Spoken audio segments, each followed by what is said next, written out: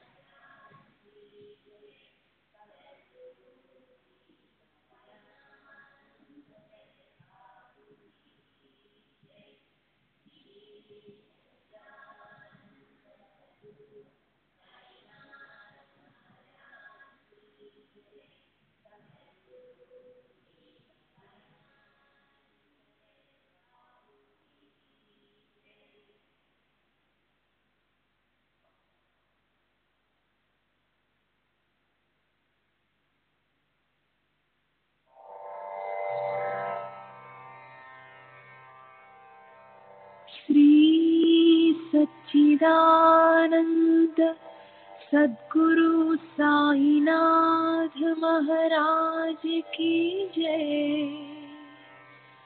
सद्गुरु श्री साईनाथुनि शरद बाबूजी की जय। సాయి వంటి దైవంబు లేడోయి లేడోయి, ప్రజలందరి నోట సాయి నామం పలకాలి, సర్వత్రా సాయి రూపం రంజిల్లాలి, ముజ్జగాలు సాయి మహిమతో ముప్పిరి గొనాలి. సాయి పదరవళులు మన హృదయ కుహరంలోని నిశ్శబ్ద నిషీధిలో ప్రతిధ్వనించాలి. ప్రణవనాద వీచికల్లా సాయి జ్ఞాన సౌరభాలు సర్వత్రా వ్యాపించాలి. ఆ సుజ్ఞాన సౌరభాల ఆస్వాదనలో మన మనసులు మత్తెక్కాలి. సాయి ప్రేమామృత ధారలు అంతటా నిరంతరం వర్షించాలి. ఆ ప్రేమామృత ధారలలో తడుస్తూ, ఆ జ్ఞాన సౌరభాల మత్తులో ఆనందంగా నర్తిస్తూ సాయి వంటి దైవంబు లేడోయి లేడోయి అని అందరూ ఏకకంఠంతో గానం చేయాలి. అదే నా ఆశ, ఆశయం, ఆకాంక్ష. అదొక మధుర స్వప్నం. ఆ స్వప్న సాఫల్యం కోసం శ్రీ సాయినాథుని అనన్య ప్రేమతో, ఆర్ద్రతతో ప్రార్థించటమే మనం చేయగలిగింది, చేయవలసింది. Shri Babuji.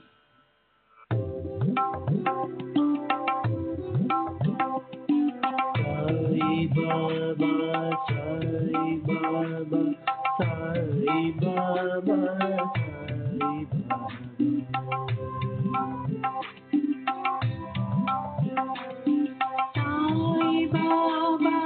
Sai Baba, Sai Baba, Sai Baba.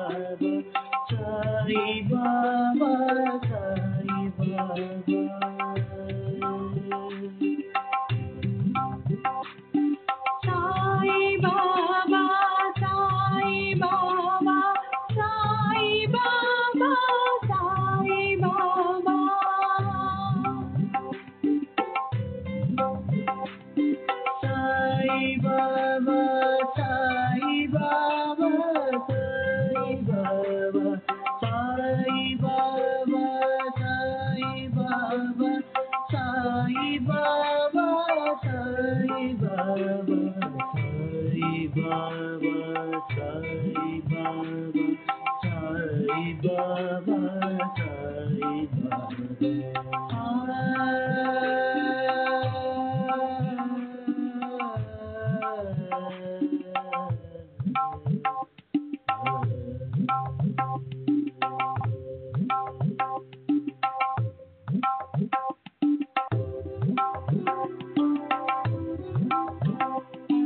Sai Baba, Sai Baba, Sai Baba, Sai Baba, Sai Baba.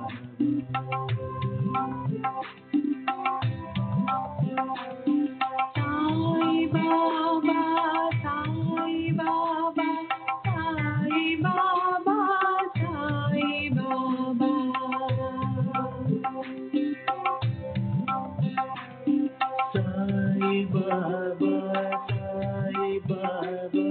Sai Baba, Sai Baba.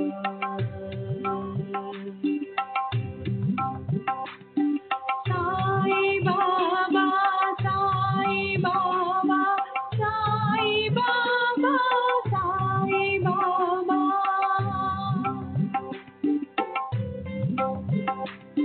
Sai Baba, Sai Baba, Sai Baba, Sai Baba, Sai Baba, Sai Baba, Sai Baba, Sai Baba, Sai Baba, Sai Baba, Sai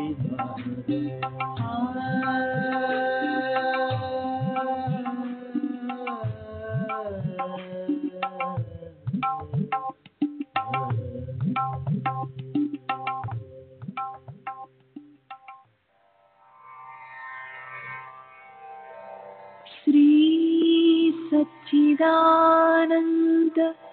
सद्गुरु साईनाथ महाराज की जय। सद्गुरु श्री साईनाथुनि शरद बाबू जी की जय।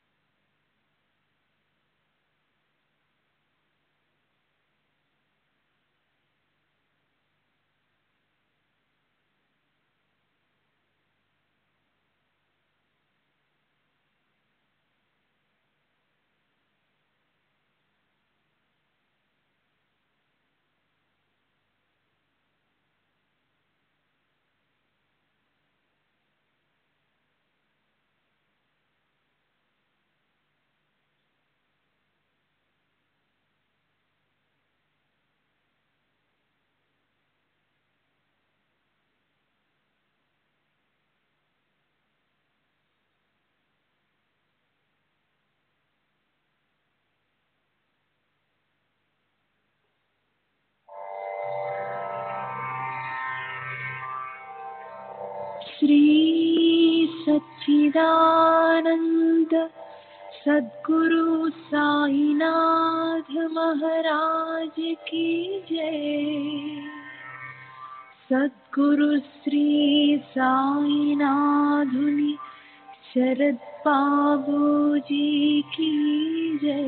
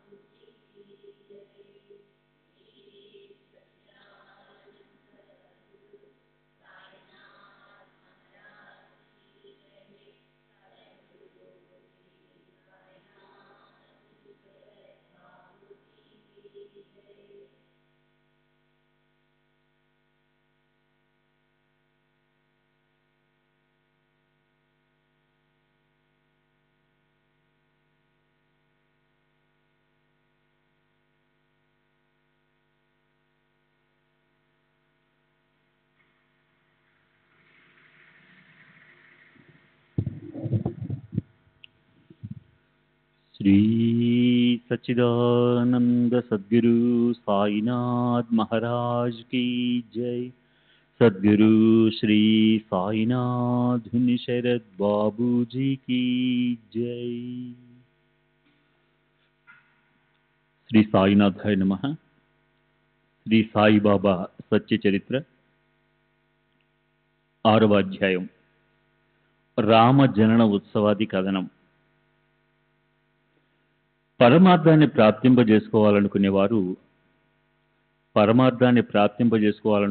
కానీ లేదా సంసారంలోని సకల సుఖ సంపదలను సంప్రాప్తింపదలుచుకున్నవారు కానీ ఎవరైనా సరే సద్గురువు అనే నావికుడి లేదా తెడ్డు వేసేవాడి నావలో కూర్చున్నప్పుడు ఆయనే ఆవలి తీరానికి తీసుకెళ్లి దింపుతారు। సద్గురువు అన్న శబ్దంతో మనసులో ఆ భావన మేల్కొనగానే శ్రీ సాయిబాబానే మొదట గుర్తొస్తారు। ఆయన ప్రత్యక్షంగా మన ఎదురుకొచ్చి నిలబడతారు। తమ చేతిని మన తలపై ఉంచుతారు। ధునిలోని విభూతితో పాటు ఆశీర్వాదపూర్వకంగా ఆ చేతిని శిరస్సు మీద పెట్టగానే అంతఃకరణ స్వానందంతో ఎగిసిపడుతుంది। కళ్ళు నుంచి ఉబికిన ప్రేమ కనురెప్పలు దాటి వరదలై ప్రవహిస్తుంది. గురు హస్తస్పర్శలోని కుశలత ఎంత అద్భుతమంటే ప్రళయాగ్నిలో కూడా దగ్ధం కాని సూక్ష్మ దేహాన్ని ఆ హస్తస్పర్శ దహించి భస్మం చేస్తుంది. దేవుడి గురించిన కథలను పొరపాటున విన్నా శిరోవేదన వచ్చినట్లు బాధపడేవారు లేదా నోటి నుంచి వ్యర్థ ప్రేలాపనలు చేసేవారికి కూడా స్థిరత్వం ఏర్పడుతుంది. బాబా తమ కమల సుమదళం లాంటి చేతిని తల మీద పెట్టడంతోనే అనేక జన్మల నుంచి సంతరించుకున్న అంటే ఫలమివ్వటానికి యోగ్యంగా తయారైన పాపాలు ప్రక్షాళనం అయిపోయి సాయి యొక్క ప్రేమిక భక్తులు పవిత్రులవుతారు. అనురాగ అరవిందాలు వెదజల్లుతూ సౌందర్యంతో తొణికిసలాడే అందమైన బాబా రూపాన్ని చూసి కంఠం పూడుకుపోతుంది. కళ్ళ నుంచి ఆనందాశ్రులు వెల్లువలై ప్రవహిస్తాయి. హృదయంలో అష్ట సాత్విక భావాలు ప్రకటమవుతాయి. నేను అదే అయి ఉన్నాను అంటే పరమేశ్వరుడు సోహం అనే వృత్తి మేల్కొంటుంది. స్వానందం ప్రకటన కాబడుతుంది. నేను నువ్వు అన్న భావం ఎక్కడికక్కడ కరిగిపోతుంది. ఐక్యతతో అద్వైత భావం గొప్పగా కనిపిస్తుంది. పారాయణ చేస్తున్నా, పురాణాలు చదువుతున్నా అడుగడుగునా సద్గురే స్మృతి పదంలోకి వస్తారు. రాముడు లేక కృష్ణుడి రూపాలతో సాయిబాబాయే నటిస్తారు. తమ చరిత్రను తాము వినిపిస్తారు. ఏకనాథ భాగవతం వినడానికి కూర్చుంటే నగసిక పర్యంతము శ్రీకృష్ణులా అయి సాయియే భక్తుల హితాన్ని సాధించడం కోసం ఉద్ధవ గీతను గానం చేస్తున్నట్లు అనిపిస్తుంది. ఉబుసబోక పిచ్చాపాటి మాట్లాడుకుంటుంటే అక్కడ కూడా యోగ్యమైన అనుభవాన్ని ఇవ్వడం కోసం హఠాత్తుగా శ్రీ సాయినాథుని కథలే గుర్తొస్తాయి. కాగితం తీసుకుని వ్రాద్దామంటే అక్షరంతో అక్షరాన్ని జోడించి పదాలను కూర్చడం కుదరదు. అయితే ఆయనే తమ సామర్థ్యంతో వ్రాయించినప్పుడు మనం వ్రాయలేనంతగా అంటే మన శక్తికి మించి ఆయన వ్రాయిస్తారు. అహంభావం తలెత్తబోయినప్పుడల్లా సాయిబాబా తమ చేత్తో దాన్ని చక్కగా అణిచేస్తారు. శక్తిపాతం చేసి శిష్యుని కృతార్థుణ్ణి చేస్తారు. కాయ వాచ మనస శ్రీ సాయినాథునికి సాష్టాంగం చేస్తే ధర్మార్థ కామ మోక్షాలనే 4 పురుషార్థాలు తమంత తామే వచ్చి ఒళ్ళో వాళ్తాయి. కర్మ జ్ఞాన యోగ భక్తి అనే 4 మార్గాలలోనూ ఈశ్వరుడు ప్రాప్తిస్తాడు. ఈ 4 మార్గాలు వేర్వేరుగా 4 వైపుల నుంచి బయలుదేరినప్పటికీ అవన్నీ మనలను మన స్వస్థలానికి అంటే పరమ పదవికి చేరుస్తాయి. భక్తి 9వనపు దారి ఎత్తుపలాలతో ఎంతో భయంకరంగా ఉంటుంది. అది ఒక్క అడుగు మాత్రమే వేయగలిగినంత ఇరుకు అంటే అది ఒక్క అడుగుకు సరిపోయేంత సూటి దారి. అయినా అది మనలను హరి దగ్గరకు తీసుకుపోతుంది. ముళ్లను తప్పించుకుంటూ అడుగులు వేయాలి. అదే సులభమైన ఉపాయం. అలా చేస్తే మన ధ్యేయం సురక్షితంగా పట్టుబడుతుందని గురుజనని స్పష్టంగా చెప్పింది. మనసు అనే తోటలో భక్తి అనే నీటిని చల్లితే వైరాగ్యం మొలకెత్తుతుంది. జ్ఞానమనే పూలు విరగబడి పోస్తాయి. కైవల్యమనే ఫలం లభిస్తుంది. చిత్సుఖం విప్పారుతుంది. జనన మరణాలు నిశ్చయంగా తప్పిపోతాయి.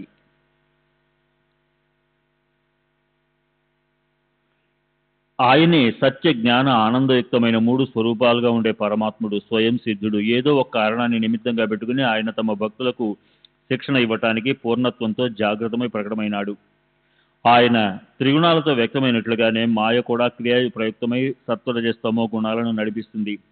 తన గుణాలను చక్కటి పద్ధతిలో ప్రకటన చేస్తుంది. మట్టితో తయారైన విశిష్టమైన రూపానికి కుండ అనేది నిజమైన పేరు. అయితే కుండ పగిలిపోతే నామ రూపాలు వికారాలు అన్నీ దూరంగా పారిపోతాయి. ఈ జగత్తంతా మాయ నుంచి ఉత్పన్నమైంది. పరస్పరం వాటికి కార్యకారణ సంబంధం ఉంది. నిజం చెప్పాలంటే మాయే ప్రత్యక్షంగా సాకారమై జగద్రూపంలో ఉద్భవించింది. జగత్తుకు ముందు మాయ ఆకారం లేదు. పరమాత్మ స్వరూపంలో అది లీనమై ఉంటుంది. పరమ అవ్యక్తంలో కలిసిపోయి ఉంటుంది. వ్యక్తమైన అది పరమాత్మ రూపమే, అవ్యక్తంగా ఉన్నా అది పరమాత్మ రూపమే. మొత్తానికి పరమాత్మ రూపమే అయి ఉన్న ఈ మాయ పరమాత్మ రూపం నుంచి అసలు భిన్నంగా ఉండదు. మాయ తమో గుణం నుంచి జడ పదార్థాలను సృష్టిస్తుంది. ఈ మొదటి క్రియ పూర్తయింది. అప్పుడు మాయ పరమాత్మ యొక్క చిద్గుణంతో కలిసి రజోగుణం నుండి 2 గుణాల స్వాభావిక ధర్మాల మధ్య చైతన్యం అనే నిధిని తెలుసుకునేలా చేస్తుంది. తరువాత మాయ యొక్క సత్వగుణంతో బుద్ధి తత్వం ఉత్పన్నమవుతుంది. అందులో పరమాత్మ యొక్క ఆనందగుణం మిళితమైనప్పుడు ఆట సంపూర్ణతను సంతరించుకుంటుంది. శ్రీ సచ్చిదానంద సద్గురు సాయినాథ్ మహారాజ్ కీ జై. సద్గురు శ్రీ సాయినాథుని శరద్ బాబూజీ కీ జై.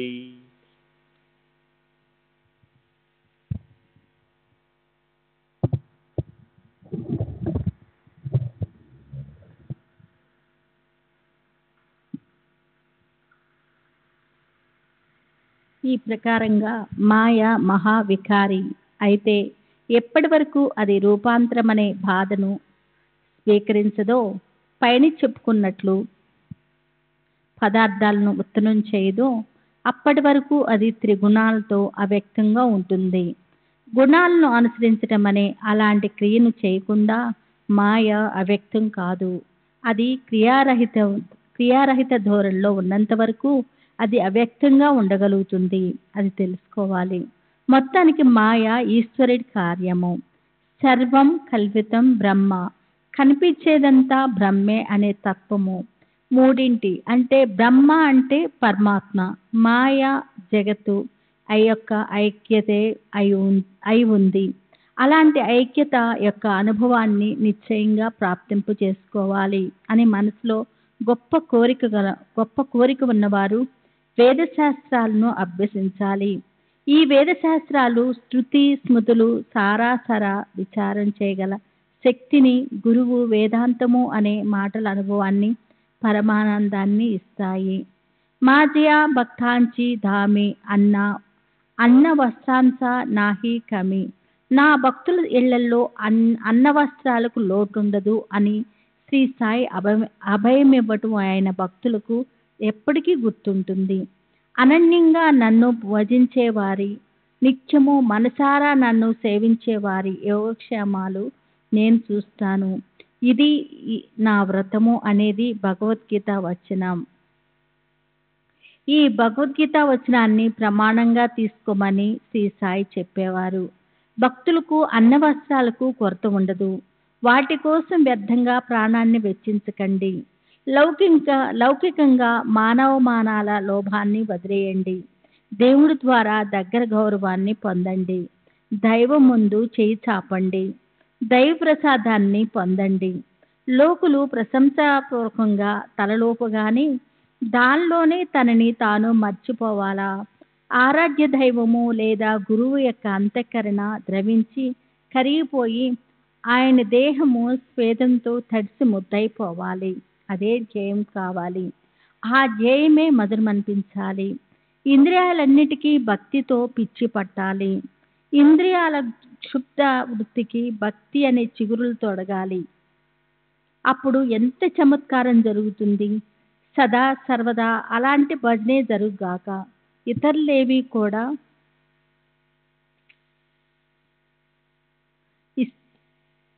ఇష్టం అనిపించుకుండుగాక. మనస్సు అంటే నా సాయి నామస్మరణలో లీనమవుగాక. మిగతా అన్ని విషయాలను మర్చిపోవుగాక. అంటే దేహ గేహ ఇల్లు వాకిలి విత్తాల గురించిన గుర్తు మిగులుగుండుగాక. చిత్తము పరమానందంతో చేతులు కలుపుగాక.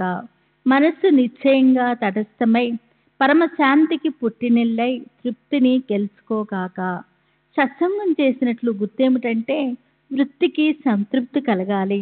అనేక చోట్ల పరిభ్రమిస్తున్న మనసుని లీనమైందని ఎలా అనగలమో కనుక శ్రోతలు లక్ష్యం పెట్టి శ్రద్ధతో తర్వాత వర్ణన వినాలి. ఈ సాయి చరిత్రను వినటంలో మన మనోప్రవృత్తి భక్తి వైపు మొగ్గుతుంది. కథ వినటం వల్ల ఆనందము లభిస్తుంది. చంచలమైన మనసుకు విశ్రాంతి లభిస్తుంది. అశాంతి అంతర్ధానమైపోతుంది. అత్యంతక సుఖము ఆప్యాయంగా ఆలింగనం ఇస్తుంది. ఇప్పుడు గతంలో మసీదు జీర్ణోద్ధరణ అనుసంధానంతో రామజనన కథా సంకీర్తన విషయం గురించిన వర్ణను ముందుకు నడిపిద్దాం. గోపాలగుండు అనే ఒక భక్తుడు ఉండేవాడు. అతనికి బాబా అంటే చాలా భక్తి. అతను నిరంతరము బాబా నామస్మరణలో కాలం గడిపేవాడు. అతనికి పిల్లలు లేరు. తర్వాత సాయిబాబా అనుగ్రహంతో అతనికి పుత్రరత్నం కలిగాడు. అతని మనసుకి ఎంతో ఆనందం కలిగింది.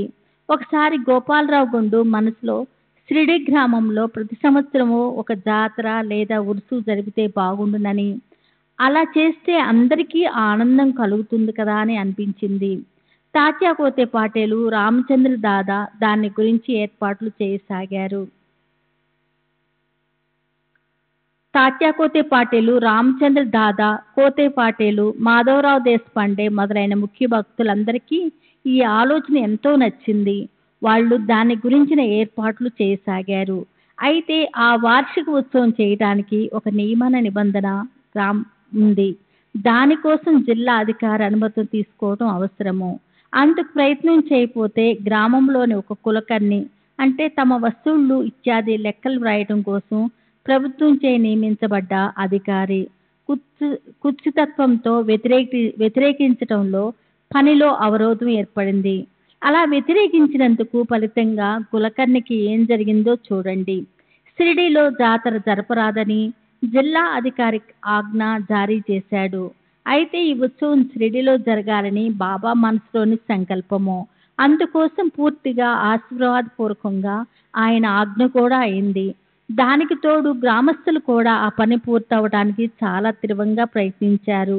అధికారులు తమ ఆజ్ఞను వెనక్కి తీసుకొని అందరి అభిమతాన్ని నెరవేర్చారు. అప్పుడు సంవత్సరం 1819 క్రీస్తు శకం 1897 బాబా సమ్మతితో రామనవమి రోజున జాతర ఏర్పాటు చేశారు. తాత్యాకోతే దానికి కావలసిన ఏర్పాట్లు చూశాడు. జాతరకు విపరీతంగా జనం రాసాగారు. ఆ శ్రీరామనవమి రోజునే భజన పూజల సమారంభంతో తాళాలు బాజా భజంత్రీలతో జాతరకు అన్ని వైపుల నుంచి అపారంగా జనులు రావటం మొదలుపెట్టారు. ప్రతి సంవత్సరము మిలమిల మెరిసే 2 వినూత్న పతాకాలను ఎంతో సంభారమంగా ఊరేగింపుతో మసీదు శిఖరానికి అమర్చేవారు. చివరికి అక్కడే దాన్ని పాతేవారు. అందులో ఒకటి నిమోన్ కర్ది, రెండవది తాము అన్నది. అలా 2 పథకాలు అట్టహాసంతో ఊరేగింపుతో వచ్చేవి. మసీదు శిఖరం పైన ముచ్చటగా అవి రెపరెపలాడేవి. తర్వాత ఆ ఉర్సు నుంచి రామనవమి ఉత్సవం ఎలా ఆవిర్భవించిందో ఆ అద్భుతమైన కథా కమామిషును వినండి. ఆ రామనవమి ఉత్సవం అంటే ఆత్మానందాన్ని ఇవ్వగల షిరిడీ గ్రామం యొక్క సన్మానమే. సంవత్సరము 1833 క్రీస్తు శకం 1911లో రామనవమి మొదటిసారిగా జరిగింది. అది ఉర్సు నుంచి ఉద్భవించింది. అప్పటి నుంచి అది నిరాడంగంగా అలా సాగుతూనే ఉంది. ప్రఖ్యాతి చెందిన కీర్తిశేషులు కృష్ణ జోగేశ్వర భీష్మ హృదయం నుంచి ఈ భావన ఉదయించింది. రామ జన్మోత్సవాన్ని మొదలెట్టాలి, అది అందరికీ హితకరం అవుతుందన్న ఈ ఆలోచన ఇతనికి వచ్చింది. అప్పటి వరకు కేవలం ఉర్సు ఉత్సవమే గొప్పగా జరుగుతుండేది. దాని నుంచే పవిత్రమైన ఈ రామనవమి ఉత్సవం ఆ సంవత్సరం ఉదయించింది. ఒకసారి వాడాలో భీష్మ ప్రశాంత చిత్తంతో కూర్చుని ఉన్నప్పుడు కాకా మహాజని పూజా సామగ్రితో మసీదుకు వెళ్లేందుకు సిద్ధమైనాడు. మనసులో ఒక ప్రక్క సాయి దర్శనం చేసుకోవాలనే కోరిక, దాంతోపాటు ఉర్సు ఉత్సవం మీద సరదాతో కాకా ఆ ఉత్సవం కోసం ఒకరోజు ముందే షిరిడీ వచ్చేశాడు. మంచి సమయం చూసుకొని భీష్మ కాకాని, నా మనసుకి ఒక మంచి ఆలోచన వచ్చింది, నాతో సహకరిస్తావా? ఇక్కడ ప్రతి సంవత్సరం ఉర్సు జరుగుతుంది కదా, రామనవమి కూడా అదే రోజు వస్తుంది. రామ జన్మోత్సవం జరుపుకోవటానికి ఈ అవకాశం అనాయాసంగా వచ్చినట్లే కదూ. కాకా మహాజనికి ఆలోచన నచ్చింది. బాబా అనుమతి తీసుకో, ఆయన అనుమతి మీదే అన్నీ ఆధారపడి ఉన్నాయి, పని జరగటానికి ఆలస్యం ఏమీ ఉండదు అన్నాడు అతను. అయితే మరి ఉత్సవానికి హరికథ అవసరం కదా అన్న ప్రశ్న తలెత్తింది. ఆ పల్లెటూళ్ళలో హరిదాస్ కీర్తనాకారుడు ఎక్కడా దొరకలేదు. ఆ అవాంతరము అడ్డొచ్చింది. భీష్మ, సంకీర్తన నేను చేస్తాను, నువ్వు హార్మోనియం మీద స్వరం వాయించు, రాధాకృష్ణబాయి సొంటి పొడి ప్రసాదం తయారు చేస్తుంది, పదండి బాబా దగ్గరికి పోదాం. శుభకార్యం విషయంలో ఆలస్యం చేస్తే ఏదో ఒక అవాంతరము ఎదురొస్తుంది. శుభకార్యానికి శీఘ్రతను మేళవిస్తే పని దానంతటదే అయిపోతుంది. పద, మనం ఇప్పుడు హరికథ సంకీర్తన చేయడానికి అనుమతి తీసుకునేందుకు వెళ్దాం అనుకొని వాళ్ళిద్దరూ వెంటనే మసీద్కి వచ్చేశారు. కాకా పూజ ప్రారంభించగానే బాబానే ఇలా అడిగారు, వాడాల ఏం జరుగుతుంది? కానీ కాకాకి ఆ ప్రశ్న అర్థం కాలేదు. అప్పుడు వెంటనే బాబా అదే ప్రశ్నను మరో రకంగా భీష్ముని అడిగారు. ఏమిటి, ఈ పెద్ద మనిషి ఏమంటున్నాడు? అప్పుడు కాకాకి గుర్తొచ్చింది. అతను తన మనసులోని ఆలోచనను చెప్పాడు. బాబా మనసుకి ఆ ఆలోచన నచ్చింది. ఉత్సవం చేయాలనే నిశ్చయమైపోయింది. మర్నాడు ఉదయాన్నే బాబా లెండికి వెళ్ళటం చూసి సభామండపంలో ఉయ్యాల కట్టి సంకీర్తన ఏర్పాట్లు మొదలుపెట్టారు. తర్వాత సరిగ్గా సమయానికి శ్రోతలు కూడా వచ్చేశారు. బాబా కూడా లెండి నుంచి వచ్చేశారు. కాకా హార్మోనియం ముందు వచ్చి కూర్చున్నాడు. శ్రీ సచిదానంద సద్గురు సాయినాథ్ మహారాజ్ కీ జై. సద్గురు సాయినాథుని శరత్ బాబూజీకి జై.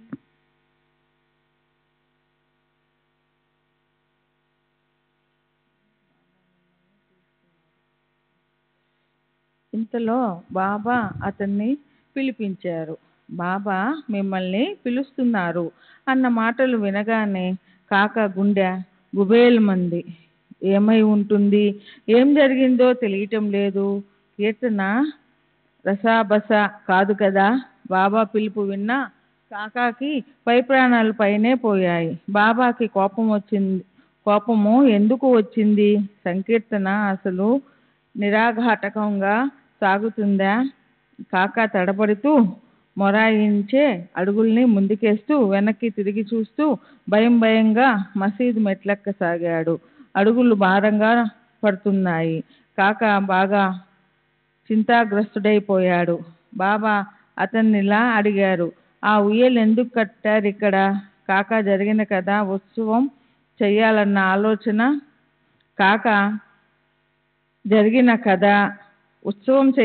ఆలోచన వివరంగా చెప్పాడు.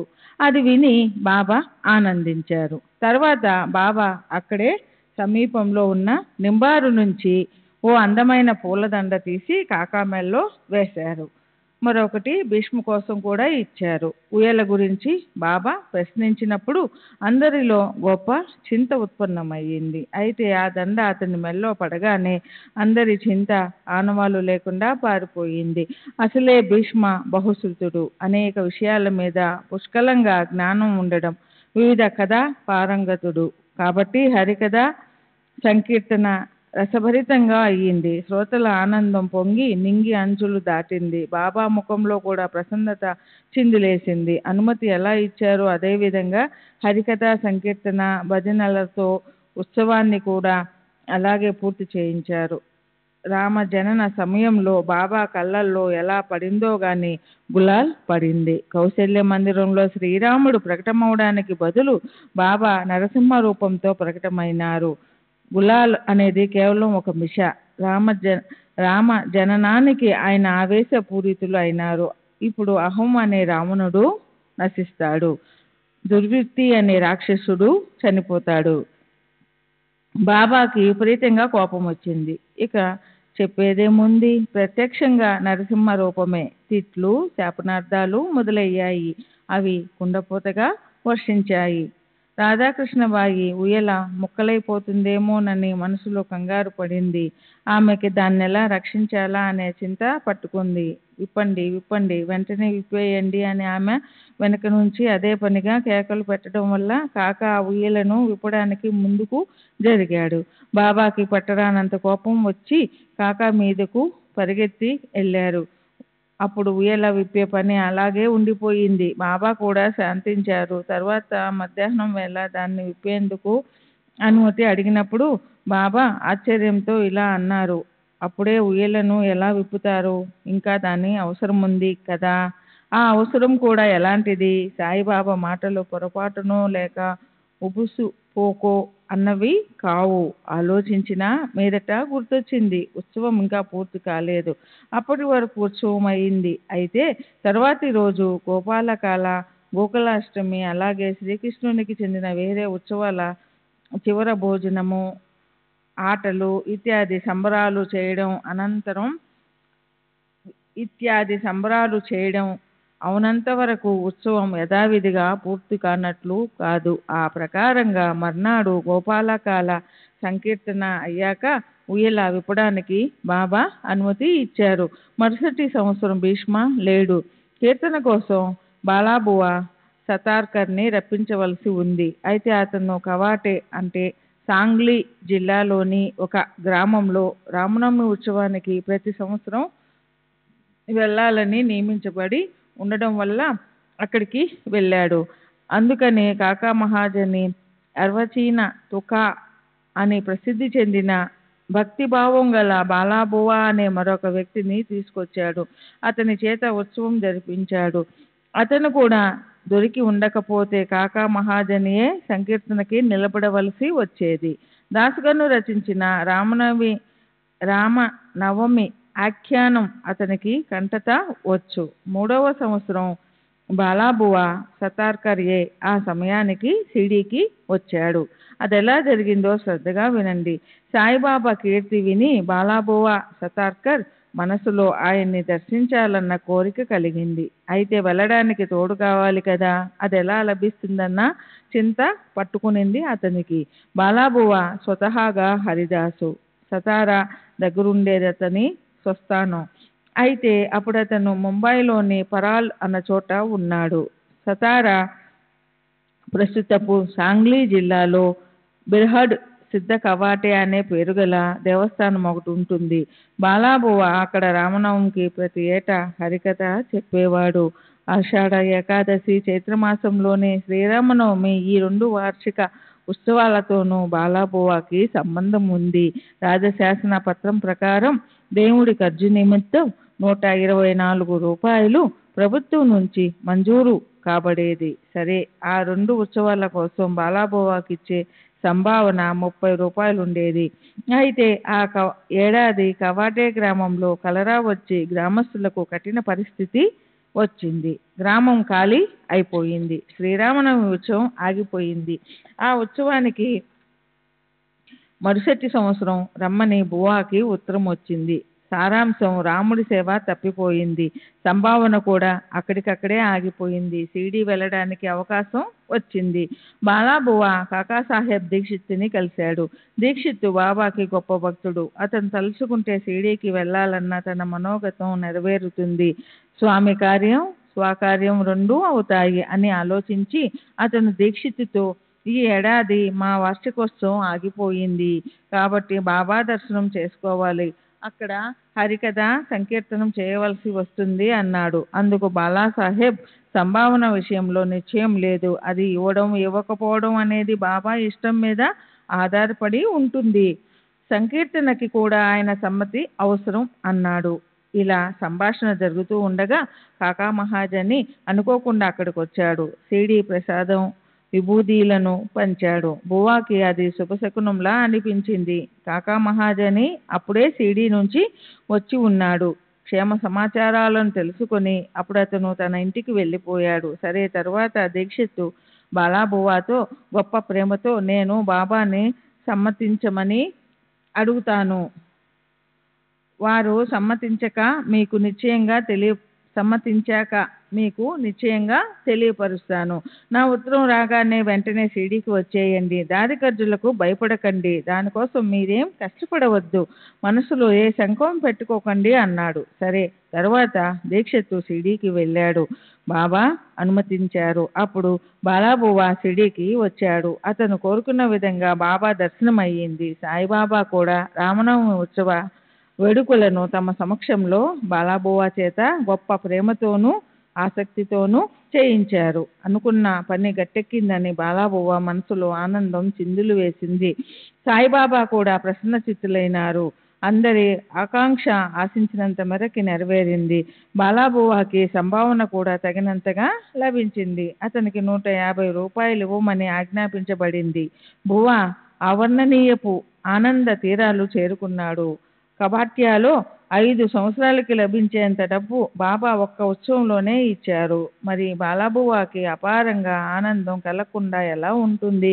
అతను బాబాకి కృతజ్ఞతలు చెప్పుకున్నాడు. సరే, తరువాత ఒకరోజు దాసగన్ షిరిడీ వచ్చాడు. కాకాసాహెబ్ దీక్షిత్తు బాబాకి విన్నపం చేసి వార్షిక ఉత్సవాన్ని అతనికి శాశ్వతంగా ఇప్పించాడు. అప్పటి నుంచి ఇప్పటి వరకు ఆ జన్మోత్సవం లెక్కలేనన్ని వాయిద్యాలు కలిసిన మధుర శబ్దాలతో, నామస్మరణ జయ ఘోషతో అత్యంత వైభవంగా జరుగుతుంది. కడుపార లభించే అన్న సంతర్పణలతో గ్రామంలోని పేద పిల్లలకు ఆనందం కలుగుతూ ఉంటుంది. సమాధి మందిరపు మహాద్వారంలో మంగళ వాయిద్యాల నాదంతో సాయి నామఘోష గొప్ప ప్రకంపనాలు రేకెత్తిస్తూ ఉండగా ఆకాశమంతా నిండిపోతుంది. గోపాల గుండుకు ఉత్సవం లేదా ఉరుసు గురించి స్ఫూర్తి కలిగినట్లే శిథిలమైన మసీదుని అందంగా రూపొందించాలనే కోరిక కూడా కలిగింది. మసీదు జీర్ణోద్ధరణ కూడా నిజంగా తన చేతే జరగాలని భక్తుడైన గోపాలగుండు నిశ్చయించుకొని ఆ పని కోసం రాళ్ళు కూడా సిద్ధం చేయించాడు. అయితే ఆ జీర్ణోద్ధరణ యోగం గుండూకి లభించలేదు. బాబా ఆ రాళ్లను షిరిడీలోని గణపతి, శని శివాలయాల జీర్ణోద్ధరణ కోసం ఉపయోగించారు. కొద్ది కాలం అనంతరం మసీదుకి సంబంధించిన ఆ విశిష్ట కార్యం జరగడానికి మనసుకి నచ్చే యోగం కలిసొచ్చింది. బాబా మనసులో ఆ పని నానాసాహెబ్ చందోర్కర్కు చేయాలని, ఆ తర్వాత ఆ నేలపై రాళ్లు పరిచే పనిని కాకాసాహెబ్ దీక్షిత్ చేయించాలని ఉండి ఉంటుంది. తర్వాత అది అలాగే జరిగింది. మొదట బాబా అనుమతి అడిగి భక్తులు అలసిపోయారు. మహల్సాపతిని మధ్యవర్తిగా చేసుకున్నారు. అప్పుడు బాబా తమ అనుమతి ఇచ్చారు. సరే, మసీదులో అర్ధరాత్రిలో నేల మీద రాళ్లు పరిచారు. ఆ మర్నాటి నుంచి బాబా గద్దె మీద కూర్చోసాగారు. క్రీస్తు శకం 1911వ సంవత్సరం సభా మండపం తయారైంది. అయితే దానికోసం ఎంత ప్రచండ ప్రయాస, ఎంత ప్రయత్నం! నిజంగా అందరూ గజగజ వణికిపోయారు. ఆ పని కూడా అదే పద్ధతిలో, అదే రకమైన పరిస్థితుల్లో ఒకే రాత్రిలో భక్తులు చాలా కష్టపడి పూర్తి చేశారు. శ్రీ సచ్చిదానంద సద్గురు సాయినాథ్ మహారాజ్ కీ జై. సద్గురు శ్రీ సాయినాథుని శరత్ బాబూజీ కీ జై.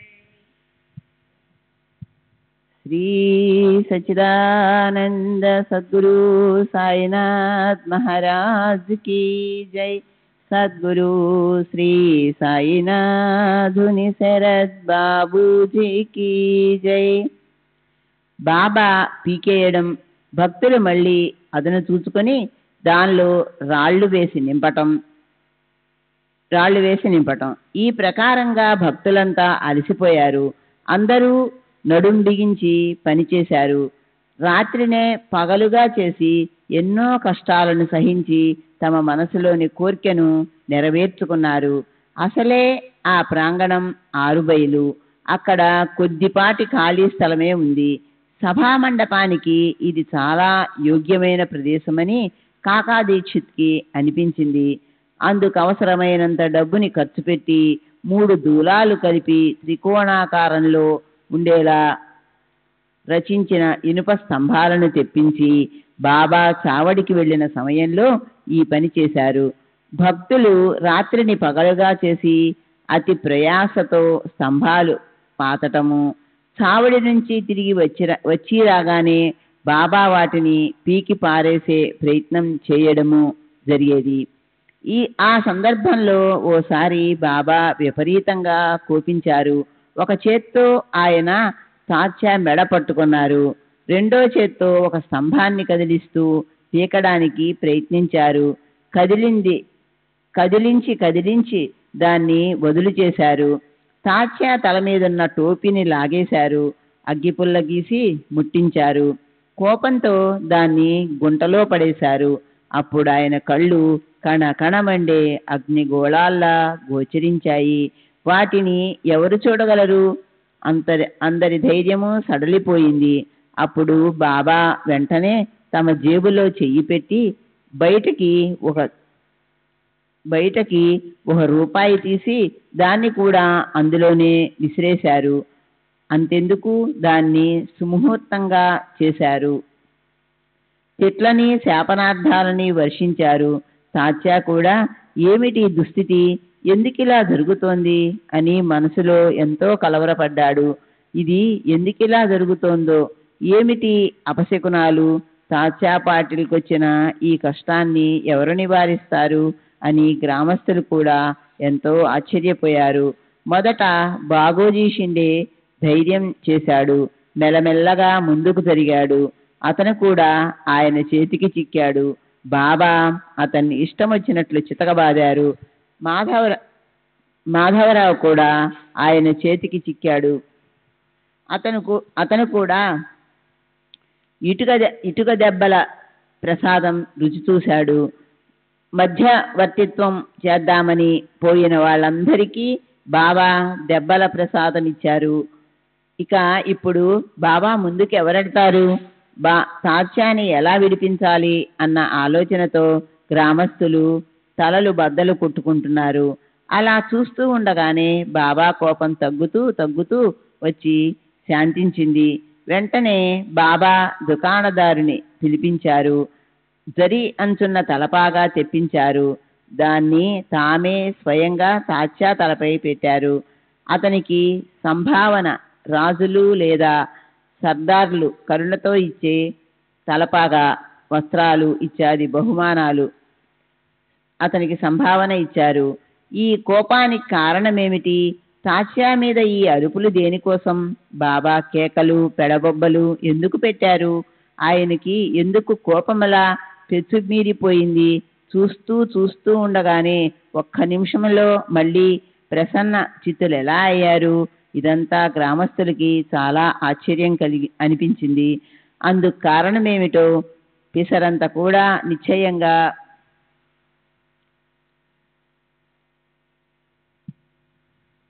ఎవరికీ అంతుపట్టలేదు. బాబా ఒక్కోసారి ప్రశాంతంగా ఉంటారు. ప్రేమగా కబుర్లు, విశేషాలు చెప్తూ ఉంటారు. ఒక్క క్షణమైనా కాకముందే ఉన్నట్టుండి నిష్కారణంగా కోపంతో మండిపడతారు. సరే, అలా ఉంటాయి బాబా సంగతులు. ఒకటి చెప్తుంటే మరొకటి గుర్తుకొస్తూ ఉంటుంది. ఏది చెప్పాలో ఏది మానాలో నాకు తెలియడం లేదు. అందులో భేదబుద్ధి చూపి వ్యవహరించటం మంచిది కాదు. నా ఇష్టాయిష్టాలు కూడా నేను చూడలేను. సందర్భానుసారం నాకు గుర్తొచ్చిన కథలు వినడంపై శ్రోతలకున్న ఇచ్ఛను నెరవేరుస్తాయి. సాయిబాబా హిందువా లేక ముస్లిమా అన్న విషయము, గతంలో జరిగిన విశేషాల గురించిన వర్ణనను వృద్ధుల నుంచి విన్న ప్రకారం రాబోయే అధ్యాయంలో నాకు తోచిన విధంగా చెప్తాను. దక్షిణ మిసతో డబ్బు తీసుకొని దాన్ని మందిర జీర్ణోద్ధరణ కోసం బాబా ఎలా ఖర్చు పెడతారో, ధౌతి ఖండాలుగా చేసి శరీరాన్ని ఎలా స్వాధీనం చేసుకుంటారో, ఇతరుల కోసం ఎలా శ్రమ పడతారో, భక్తుల సంకటాలను ఎలా తప్పిస్తారో ఇదంతా రాబోయే అధ్యాయంలో స్పష్టమవుతాయి. శ్రోతలకు సంతోషం కలుగుతుంది. సర్వులకి శుభమస్తు. ఈ ప్రకారంగా సత్పురుషుల ప్రేరణ చేసిన భక్త హేమాడ్పంతు రచించిన శ్రీ సాయి సమర్థుల సచ్చరిత్రలోని రామ జనన ఉత్సవాది కథనమనే పేరు గల 6వ అధ్యాయం ముగిసింది. శ్రీ సద్గురు సాయినాథార్పణమస్తు. శుభం భవతు. 7వ అధ్యాయం వివిధ కథల నిరూపణం, రకరకాల విశేషాల వర్ణన. శ్రీ గణేశునికి నమస్కారము. శ్రీ సరస్వతీదేవికి నమస్కారము.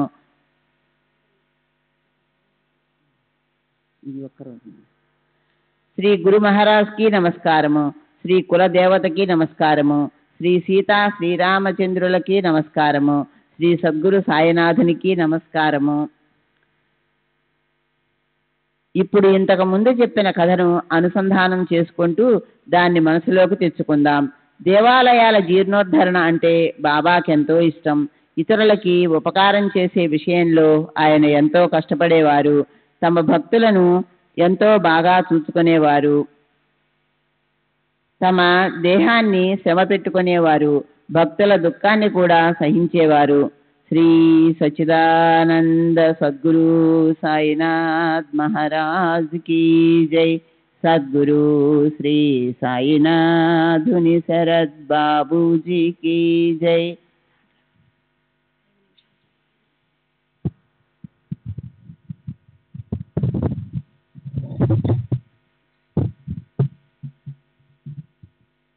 సమాధితో సహా ఇంద్రియాలను స్వాధీనం చేసుకొని ఆత్మస్వరూపంలో లీనం చేయటం. ఇది యోగలోని 8వది చివరిది అయిన మెట్టు. సమాధితో సహా ధౌతి, ఖండయోగం మొదలైన ప్రయోగాలు చేసేవారు. చేతులు, పాదాలు, తల వేరుగా చేసి తరువాత వాటిని మునుపటిలాగానే కలిపేసేవారు. ఆయన్ని హిందువు అందామా అంటే ఆయన ముస్లింలా కనిపించేవారు. ముస్లిం అని అందామా అంటే చక్కని గుణాలతో యుక్తుడైన హిందువులా అగుపించేవారు. అలాంటి ఆ అసాధారణ అవతారాన్ని ఏ విద్వాంసుడు మాత్రం వర్ణించగలరు? బాబా హిందువా లేక ముసల్మాను జాతికి చెందినవారా అనేది కొంచెం కూడా అంతుపట్టని విషయం. ఆయన వ్యవహరించే తీరు ఇరుపక్షాలతోనూ సదా సర్వదా ఒకేలా ఉండేది. హిందువుల శ్రీరామనవమి పండుగను సభామండపంలో ఊయల కట్టించి కథా సంకీర్తనలతో సహా స్వయంగా తామే జరిపించేవారు. ఎదురుగా ప్రాంగణంలో ఊయల కట్టబడి ఉండగా రామ సంకీర్తనను చేయించేవారు. అదే రాత్రి ముసల్మానులకు సందల్, అరగదీసిన చందనము, వాటి చిన్న చిన్న ముక్కలను ఒకే పళ్ళెంలో పెట్టుకొని దాన్ని మేళతాళాలతో గ్రామంలో ఊరేగింపు జరపటం, తరువాత మసీదులో ఉన్న గూడులోను, గూడు మీద, గోడ మీద చేతులతో తట్టడం. ఈ ఆచారాన్ని అమీర్ శక్కర్ అనే గొప్ప బాబా భక్తుడు ఉరుసు రోజున ప్రారంభించారు. అది ఇప్పటికీ కూడా రామనవమి ఉత్సవం నాటి రాత్రి షిరిడీలో జరుగుతుంటుంది.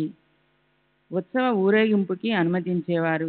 తగు సంఖ్యలో ముసల్మానులు పోగై గొప్ప సమారంభంతో సందల్ ఊరేగింపు జరిపేవారు.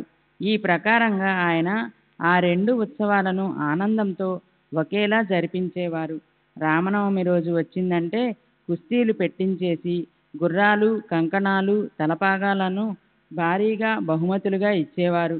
గోకులాష్టమి పండుగ వచ్చిందంటే గోపాలకాల జరిపించేవారు.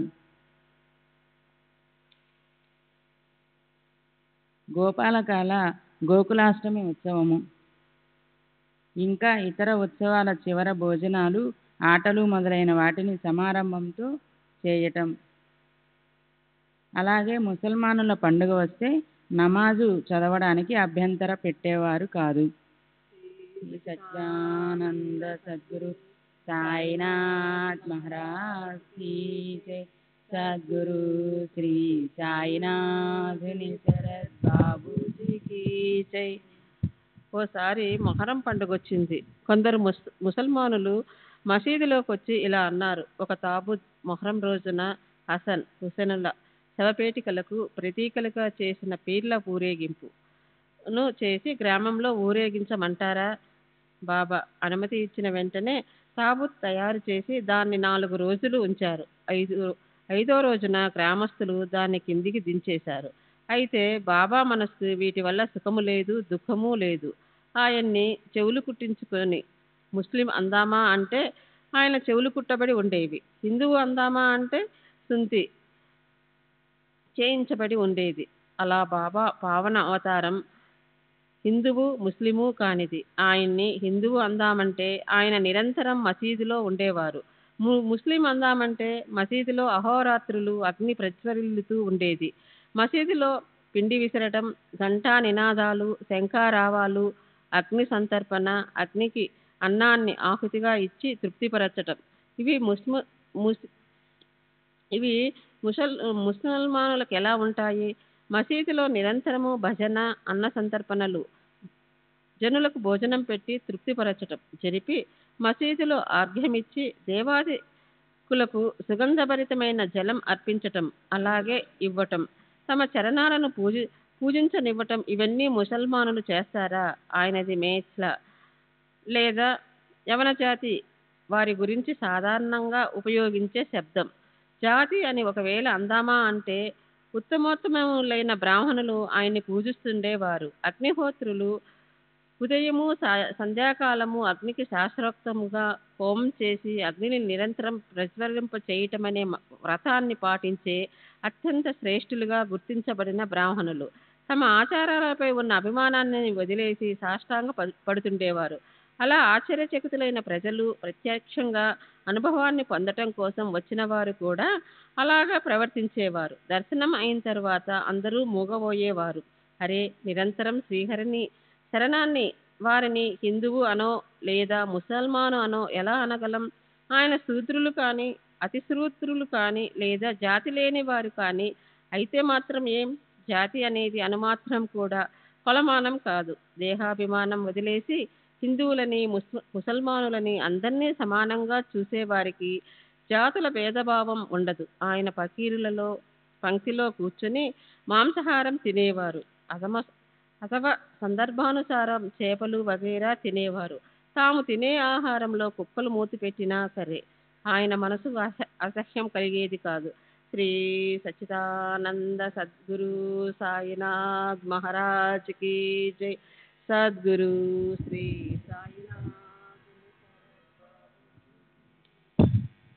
श्री सच्चिदानंद सद्गुरु साईनाथ महाराज की जय.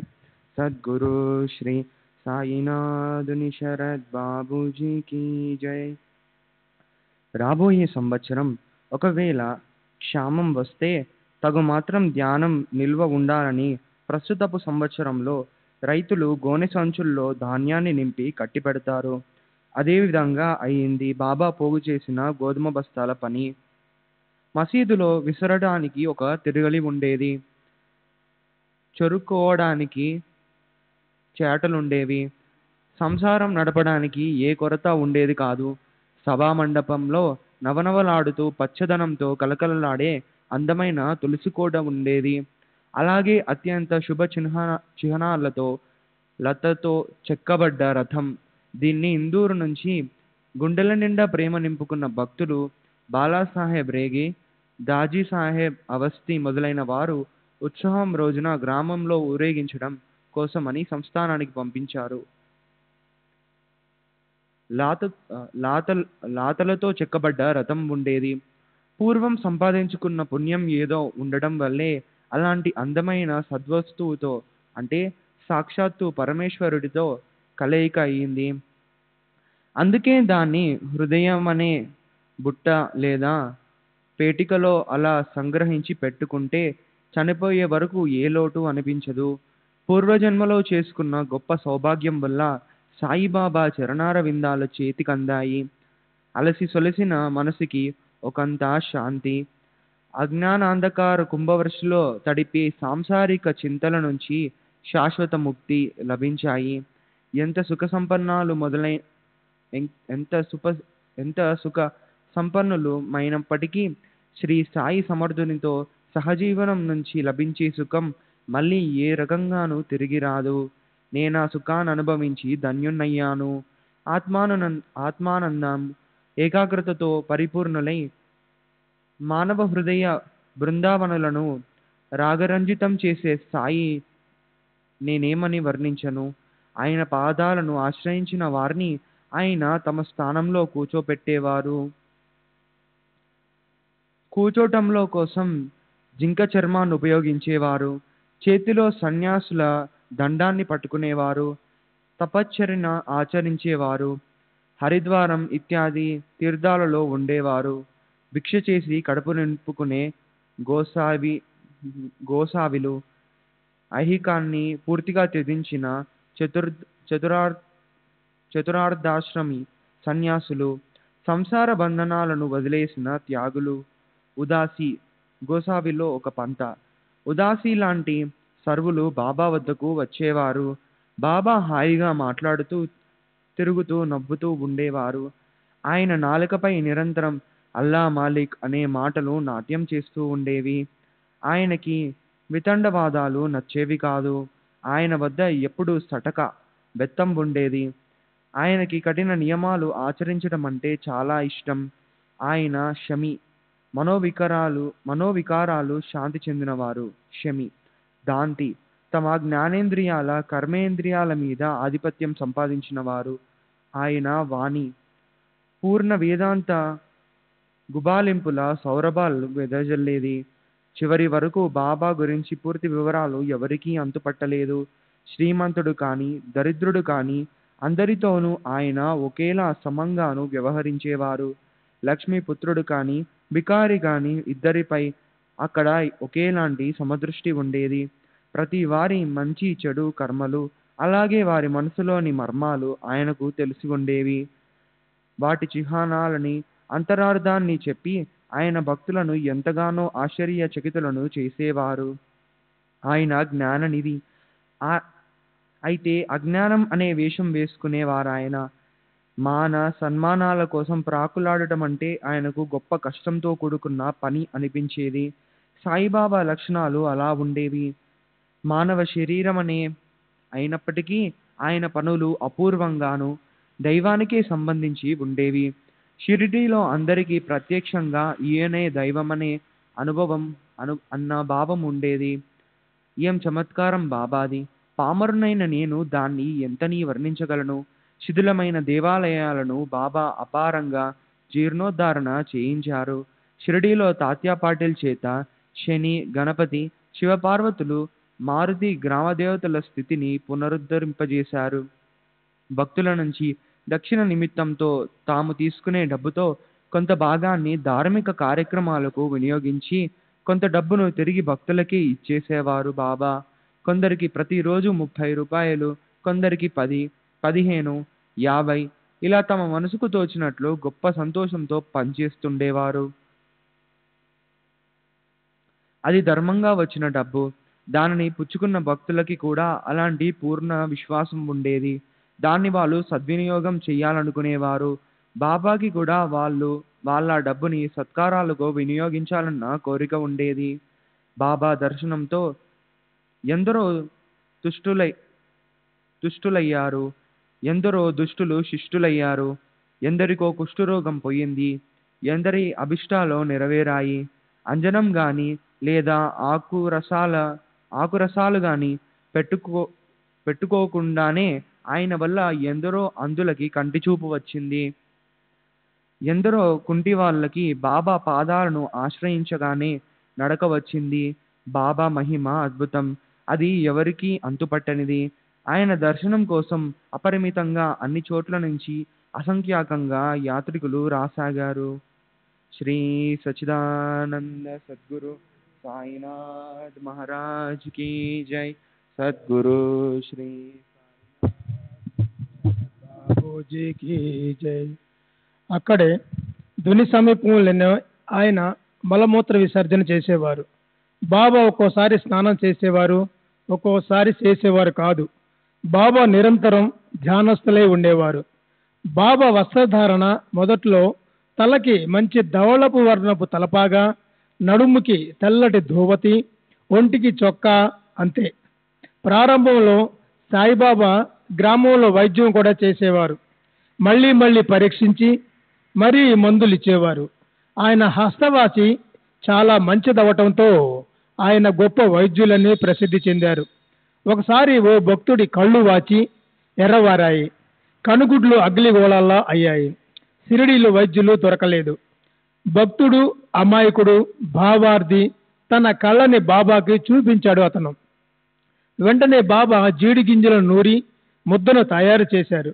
అలాంటి కళ్ళ నొప్పికి కొందరు ఓ పుల్లతో సురమా పెడతారు, కొందరు ఆవు పాలలో తడిపిన బట్టని లేదా దూదిని కళ్ళపై పెడతారు, కొందరు చల్లని కర్పూరం బిళ్ళలు పెడతారు, కొందరు అంజనం అంటే కాటుకు పెడతారు. అయితే బాబా పద్ధతే వేరుగా ఉండేది. ఆయన స్వయంగా తమ చేత్తో జీడి గింజలు నూరి ఒక్కో ముద్ద తీసుకొని ఒక్కో కంటిలో బాగా నింపి పెట్టారు. దానిపై బట్టతో కట్టు కట్టారు. మర్నాడు కళ్ళకున్న కట్టు విప్పి పైన నీటిని ధారగా పోశారు. కళ్ళు వాపంతా పూర్తిగా తగ్గిపోయి కనుపాపులు స్వచ్ఛంగా అయ్యాయి. కళ్ళు సున్నితమైన భాగం. అయితే జీడి గింజలతో కనుపాపలు అసలు మండనే లేదు. జీడి గింజలతో కంటి రోగం పలాయనం చిత్తగించింది. బాబాతో ఇలాంటి అనుభవాలు కోకొల్లలు. బాబాకు దౌతి వంటి యోగ ప్రక్రియలు తెలిసి ఉండేవి. లోకుల దృష్టిని తప్పించుకొని ఆయన ఏకాంత స్థలానికి వెళ్ళి స్నానం చేసేటప్పుడు తమ ప్రేగులను క్రక్కి బయటకు తీసి కడిగి ఆరబెట్టేవారు. మసీదు నుంచి బావి ఎంత దూరంలో ఉందో అంతే దూరంలో కొంచెం ముందర ఓ మర్రి చెట్టు ఉండేది. దానికి కూడా అవతల మరో బావి ఉండేది. అక్కడికి 2 రోజులకు ఒకసారి బాబా వెళ్తుండేవారు. మిట్ట మధ్యాహ్నం మండు టెండలో అక్కడ ఎవరూ లేని సమయం చూసి బాబా స్వయంగా బావి నుంచి నీరు తోడి మొహము అది కడుక్కునేవారు. సరే, అలాంటి ఓ సందర్భంలో ఆయన స్నానం చేసి కూర్చుని గబగబా తమ ప్రేగులను తీసి అక్కడ వాటిని కడగసాగారు. మేకను కోసిన తరువాత కసాయివాడు దాని ప్రేగులను లోపల నుంచి బయటకు తీసి కడిగి చక్కగా స్వచ్ఛం చేసి ఒకదానిపై ఒకటి చుట్టగా చుట్టి పెడతాడు. అదేవిధంగా బాబా తమ ప్రేగులు తీసి లోపల బయట శుభ్రంగా కడిగి జామ చెట్టు మీద ఆరేసి లోకుల్ని ఎంతో ఆశ్చర్యచకితుల్ని చేశారు. ఆయన ఈ స్థితిని కళ్ళారా చూసిన వారిలో కొందరు ఇప్పటికీ షిరిడీలో ఉన్నారు. వారు నిజంగా ఈయన ఓ గొప్ప మహనీయుడనేవారు. ఆయన అప్పుడప్పుడు ఖండయోగం చేసేవారు. అప్పుడు ఆయన తమ కాళ్ళు చేతులను వేరు చేసేవారు. అప్పుడు మసీదులో అక్కడక్కడ ఆ అవయవాలు విడివడి పడి ఉండేవి. బాబా దేహం ముక్కలు ముక్కలైన ఆ అతి భయానక దృశ్యాన్ని చూడటం కోసం అసంఖ్యాక ప్రజలు పరుగు పరుగున వచ్చేవారు. శ్రీ సచ్చిదానంద సద్గురు సాయినాథ్ మహారాజ్ की जय सद्गुरु श्री సాయినాథ్ శరత్ బాబూజీ की అయితే వారికి బాబా అప్పుడు అఖండంగా కనిపించేవారు. ఒకసారి ఆ విధంగా ఉండడం చూసిన ఓ వ్యక్తి ఎంతో భయపడ్డాడు. మసీదులో ప్రతి చోట అన్ని మూలల బాబా శరీరంలోని ముక్కలు కనిపిస్తున్నాయి. అర్ధరాత్రి అయిపోయింది. దగ్గరలో ఎవ్వరూ లేరు. ఎవరో దుష్టుడు బాబాని హతమార్చాడేమో. ఈ అత్యాచారం ఎవరు చేసి ఉంటారు? ఎవరికి చెప్పాలి?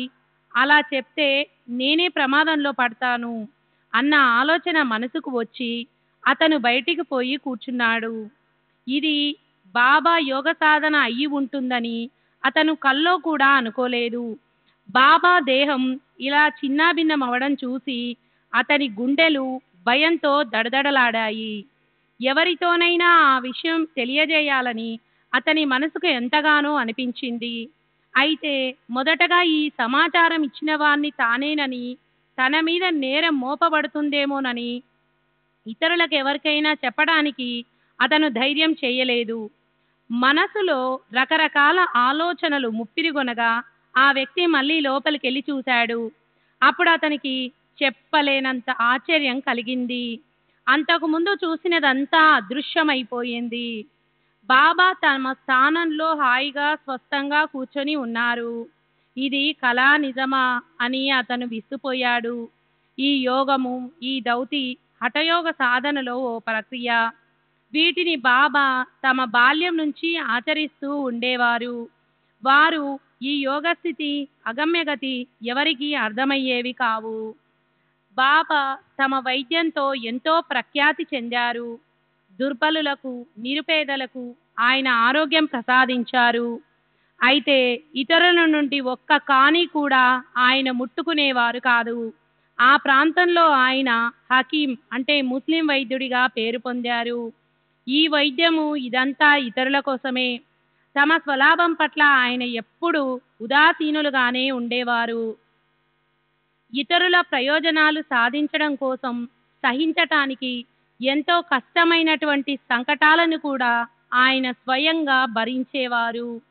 దీని గురించిన ఓ విలక్షణమైన కథను నేను శ్రోతలకు వర్ణిస్తాను. దాంతో బాబా వ్యాపకత, దయార్ద్రత మీకు తెలుస్తాయి. క్రీస్తు శకం 1910 సంవత్సరం దీపావళి ధనత్రయోదశి రోజున బాబా దుని దగ్గర సహజంగానే కట్టెలను కాల్చుతూ కూర్చొని ఉన్నారు. దుని భయంకరంగా మండుతుంది. ఇంతలో నిశ్చలమైన మనసుతో కూర్చున్న బాబా ఆ దునిలో ఏకంగా తమ చేతినే జొప్పించి పెట్టేశారు. చేయి కాలింది. మాధవ్ అంటే ఇతని ఇంటి పేరు పస్లే అని తోస్తుంది అనే పేరు గల ఆయన సేవకుడు అప్పుడు ఆయన వద్దే ఉన్నాడు. అతను అనుకోకుండా ఎందుకో అటు చూశాడు. మాధవరావు దేశపాండే కూడా అప్పుడు ఆ పక్కనే ఉన్నాడు. అతను వెంటనే పరిగెత్తి అక్కడ కూలబడిపోయి బాబా నడుం పట్టుకొని ఆయన్ని వెనక్కి లాగాడు. తర్వాత అతను బాబాని ఏమడిగాడో చూడండి. దేవా, ఎందుకు అలా చేశారు? దేశపాండే అలా అనగానే బాబా స్పృహలోకి వచ్చి ఇలా అన్నారు. అరే, ఒడిలోంచి జారి ఓ పసిపాప కమ్మరి కొలిమిలోకి పడిపోయింది. ఓ కమ్మరి మనిషి భార్య తన భర్త కేక విని భయంతో పరిగెత్తి వెళ్ళింది. ఆమె పాపను తన ఒళ్ళో పెట్టుకొని కొలిమి తిత్తిని ఊదుతుంది. ఊదుతూ పరధ్యానంలో ఒళ్ళో పాప ఉందన్న సంగతి మర్చిపోయింది. ఆ పాప ఎంతో అల్లరి పిల్ల. శ్రీ సచ్చిదానంద సద్గురు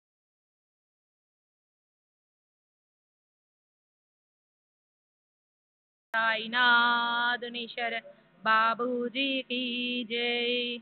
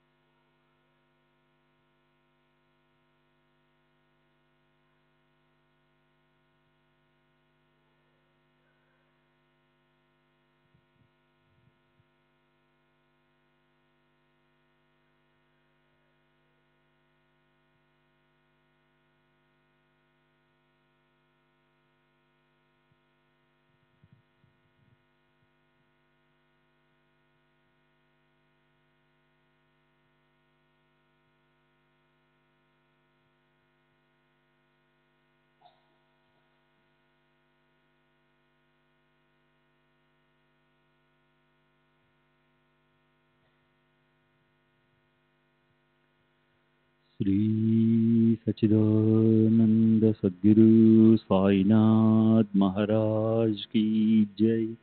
सद्गुरु श्री साईनाथ शरद बाबूजी की जय। साई रहम नजर करना, बच्चों का पालन करना। साई रहम नजर करना, बच्चों का पालन करना। जाना तुमने जगत पसारा, सब ही झूठ जमाना। जाना तुमने जगत पसारा, सब ही झूठ जमाना। साई रहम नजर करना, बच्चों का पालन करना। साई रहम नजर करना, बच्चों का पालन करना। मैं अंधा हूँ बंदा आपका, मुझसे पथ दिखलाना। मैं अंधा हूँ बंदा आपका, मुझसे पथ दिखलाना।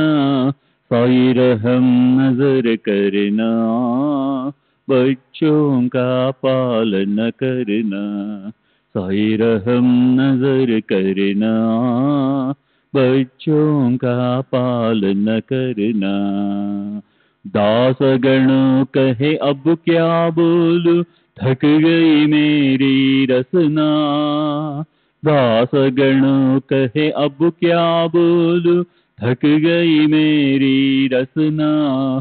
साई रहम नजर करना, बच्चों का पालन करना। साई रहम नजर करना, बच्चों का पालन करना। रहमो नजर करो अब मोरे साई, तुम दीना नहीं मुझे माँ बाप बाई। रहमो नजर करो मैं अंधा हूँ बंदा तुम्हारा। मैं अंधा हूँ बंदा तुम्हारा। मैं ना जानू, मैं ना जानू, मैं ना जानू अल्लाह इलाही। रहमो नजर करो, रहमो नजर करो अब मोरे साई, तुम दीना नहीं मुझे माँ बाप बाई। रहमो नजर करो काली जमाना मैंने गमाया। काली जमाना मैंने गमाया। साथी आखिर का, साथी आखिर का, साथी आखिर का तुम भी न कोई। रहमो नजर करो, रहमो नजर करो अब मोरे साई, तुम दीना नहीं मुझे माँ बाप बाई। रहमो नजर करो अपने मस्जिद का झाड़ू गणो है। अपने मस्जिद का झाड़ू गणो है। मालिक हमारे, मालिक हमारे, मालिक हमारे तुम बाबा साई। रहमो नजर करो, रहमो नजर करो अब मोरे साई, तुम दीना नहीं मुझे माँ बाप बाई। रहमो नजर करो। श्री सच्चिदानंद सद्गुरु साईनाथ महाराज की जय। सद्गुरु श्री साईनाथ निशरद बाबू जी की जय।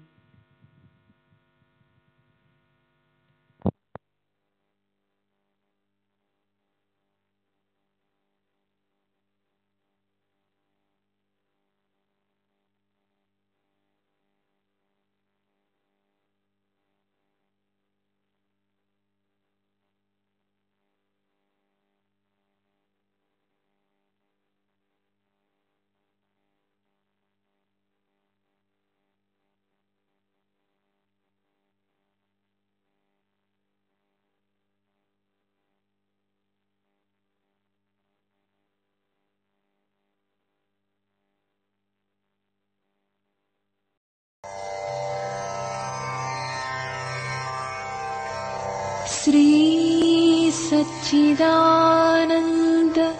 सद्गुरु साईनाथ महाराज की जय। सद्गुरु श्री साईनाथुनि शरद बाबू जी की जय।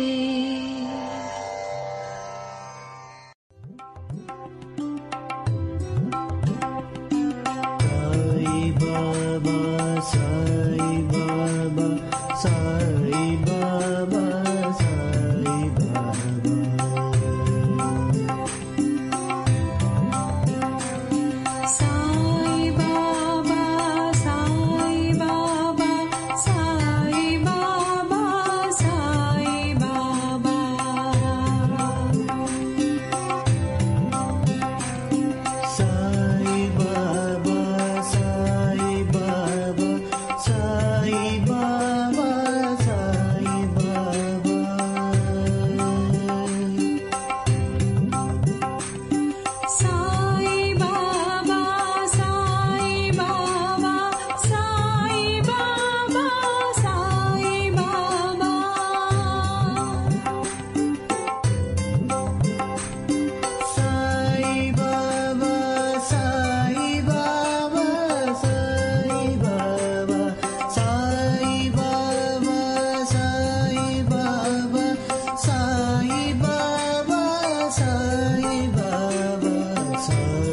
Sai